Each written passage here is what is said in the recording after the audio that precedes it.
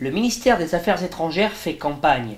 Certains de ses porte-paroles interviennent dans les écoles ou facultés pour présenter leur rôle et la position internationale que défend la France, comme ici à Bordeaux, à l'Institut de journalisme Bordeaux-Aquitaine. Un dialogue où il n'est pas toujours facile d'aborder tous les sujets d'actualité, même si les petites confidences ont été faites. Alors c'est le premier institut de journalisme où je me rends. Je pense que c'est une bonne idée de le faire. Cet institut ici est réputé, donc c'est un plaisir pour nous de venir ici.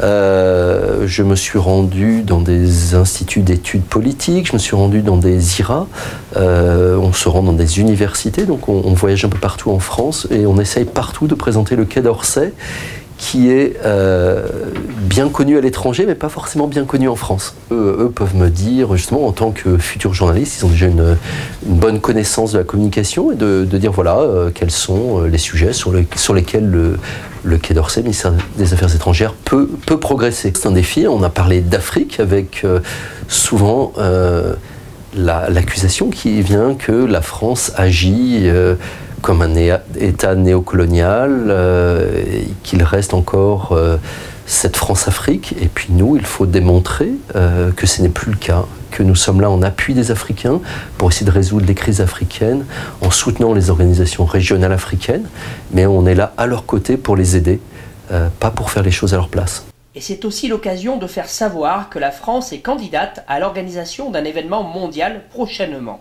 Oui, nous souhaitons accueillir la conférence sur le climat de 2015. C'est un enjeu majeur, non seulement en France, mais pour le monde entier. On voit avec le rapport du GIEC qui est sorti il y a une dizaine de jours, quels sont les risques pour la planète, quelle est la nécessité, l'impératif d'arriver à un accord international. Et effectivement, ça m'a permis aussi d'évoquer cette question et j'espère de sensibiliser les étudiants en journalisme qui auront ce sujet à traiter au cours des prochaines années.